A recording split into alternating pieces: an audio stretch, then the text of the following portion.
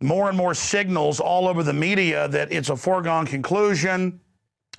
Strange, almost childlike comments by Dempsey. And again, I mean, it's scary that he seems addled, that they may have just put him in there because he'll take the fall or whatever.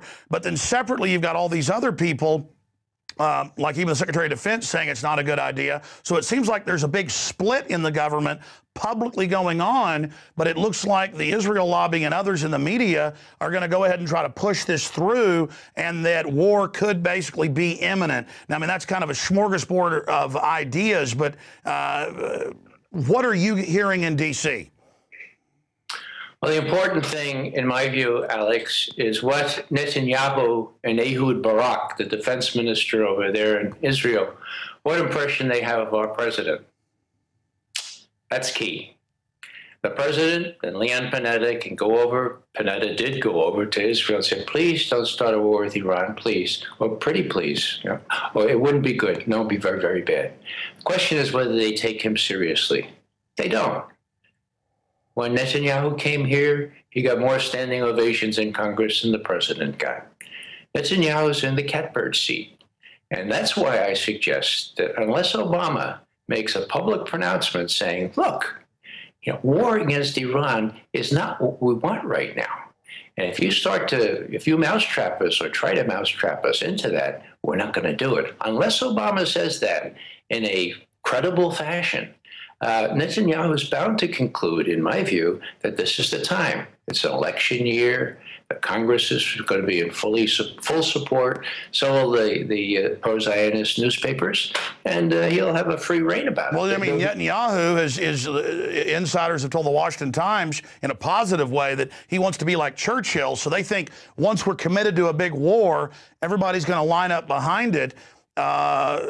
So what you're saying is the president has to act like the president, but we have reports in the Washington Post, as you know, of the Israeli operative Irgun's son, now the mayor of Chicago, Emanuel, bosses Obama around in front of congressional delegations and cracks his knuckles in his ear. So undoubtedly Obama's blackmailed and controlled. I mean, I know you're saying it's a good idea for him to stand up and actually serve U.S. interests, but I mean, do you see any way of having that happen when Obama pretty much is a teleprompter reading empty suit?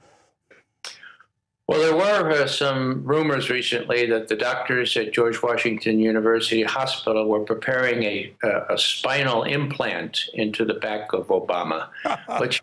but short of that, I don't see him standing up to this. And whether I'm right or not, what's most important is what Netanyahu thinks.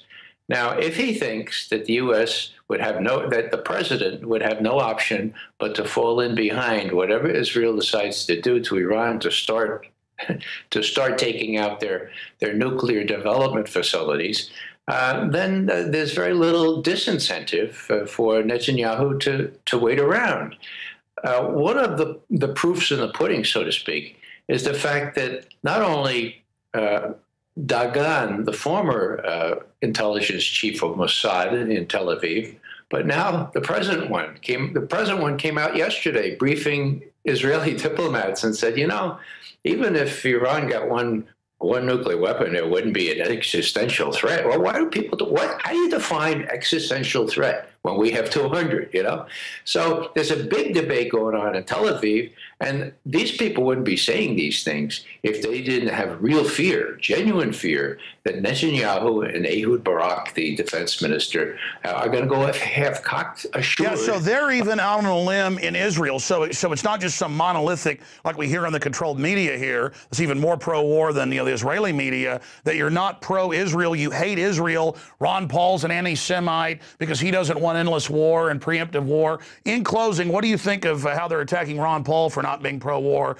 A, but more importantly, B, in just a few minutes, because I know you've got to go, sir. You got family coming over this evening, and we appreciate you joining us on a Friday night last transmission we're doing of 2011. In a nutshell, and we've gone over it before in depth, but why is attacking Iran a bad idea? Why does it run from bad to worse to World War III? Well, a third of the oil in international trade goes through the Strait of Hormuz. The Iranians are not lying when they say they can easily close that. Mullen is not lying when he said, as he did 2 years ago, they could close it.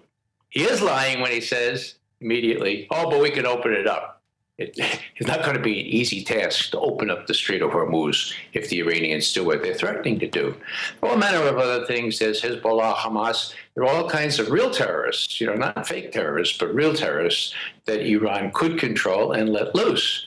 Not to mention things like taking pot shots at our forces in Afghanistan or even in Iraq. The big thing, at the close of the year, what people really need to remember, Alex, in my view, is that this has been a very, very bad year for Israel, okay? They lost Egypt. 75 million people in their southern flank who happen to feel strongly about what the Israelis are doing to the Palestinians. They lost Turkey, shooting up Turkish nationals on the Mavi Marmara. The Turks don't like that. And they're besieged around the rest of their periphery by people who are doing nonviolent resistance, something that the Israelis hadn't had to cope with before. At the UN, they've taken blows. Now, what does that mean? That means they've only got one friend left, okay? And they need to show, in my view, they feel they need to show the world that, this one friend, the superpower, is worth all the others and throw in 5 more, all to put together, okay? How do they do that? Well, they get involved in a war with Iran, and we, as they fully expect, go in there and send So they're fleeing forward. Then they'll show, oh, look, we're still a very powerful nation, because you can't look at us without looking at the United States, which is a great supporter. And that is a very combustible mix. Why do you think, in closing, then, all these current Mossad guy, the former one, are saying it's a, quote, catastrophe? Well, obviously, in layman terms, it'll unify all the Arabs who are busy fighting with each other. It will make Israel look really bad.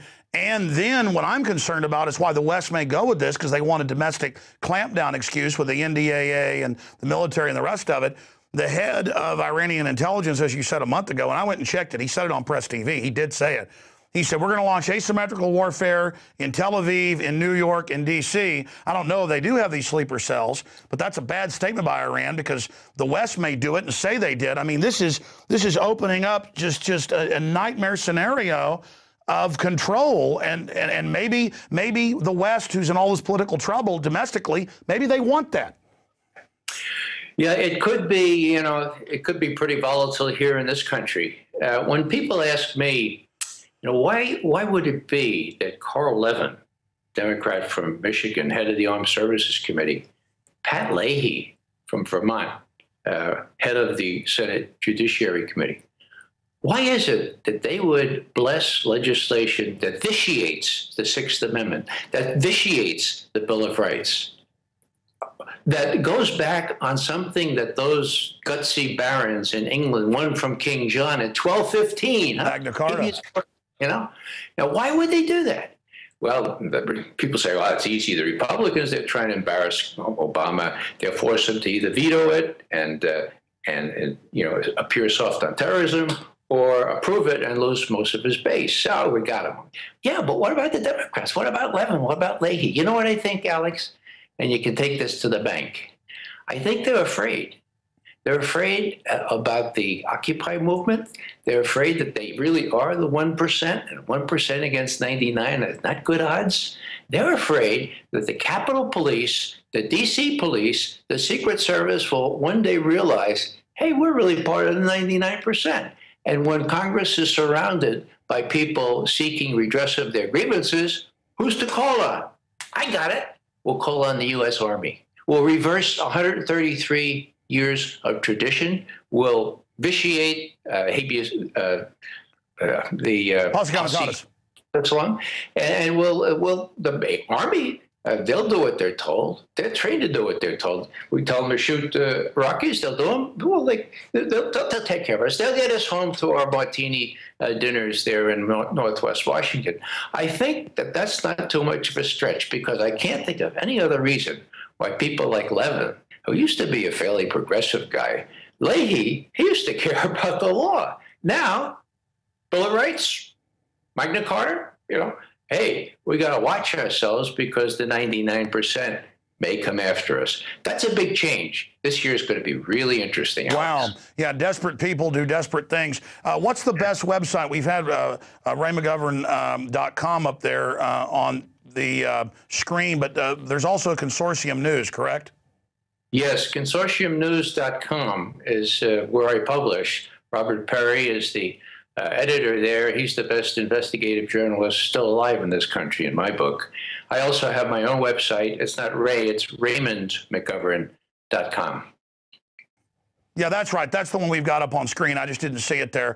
Well, you're doing amazing work, and hopefully early in the new year, Ray, we can get you back on to talk about what's happening domestically. But I concur with you that they are doing this because, well, look at Congress. It comes out most of them are insider trading, and they say it's legal, so it's legal. And they're thinking about Ceausescu. They're thinking about all the other things, and more they're acting like a North Korean dictatorship, not the so-called land of the free, home of the brave. But I got to tell you, I talked to a lot of the military, and I talked to a lot of police, and what the system is doing now is only validating what Ron Paul warned about, only validating what I've warned about and you've warned about. And now this has fueled the biggest awakening I've ever seen. I mean, when you start acting like a bunch of dictator thugs, that has a way of waking people up. Do you think it's going to backfire?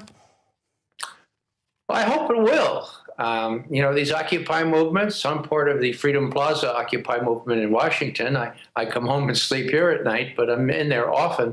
I think they have a great chance to change the dialogue in this country and to push forward with sweeping reforms, not this or that legislation, but a challenge to the whole system where 1% of our country get lavish lives to lead. And then those in the margins, those in the inner city where I work, those are always taking the hit. They did during Vietnam. They're doing it now during Afghanistan, and God help us, Iran. And there are people making big bucks over these wars. And once the American people realize that 50 cents of every dollar they pay in taxes goes to this military adventurism, that there is enough money. Don't be deceived. There is enough money. It's just being wasted on these military expeditions. You take half of that. You take 25%. You take half of what the military gets. You don't have to fire any teachers, any police officers. You can fix up your towns and your cities, repair the bridges. It's an amazing thing. That's right. Once the American people get all the money's been going to maintain this global corporate empire that's not even ours. Ray McGovern, have a great New Year coming up. Hope you had a great Christmas, and we're all very pleased that you've been cancer-free for quite a while now. 4 years now, Alex. All right. God bless. Have a great weekend. Thanks. You too. All right. Well, we certainly are ending out the year's interviews with a great researcher and a great humanitarian and a great patriot to this republic, Ray McGovern. We're going to go to break and come back with the other top 5 down to #1 stories of 2011 as we plunge into 2012. It's INFOWARS Nightly News. Stay with us. We'll be right back. It was between 1972 and 73, but it was still a lot of prejudice around this area. My wife was sick, and I was trying to get some attention for her. Nobody came to check. They just left her there. Well, I believe I was left there because of the difference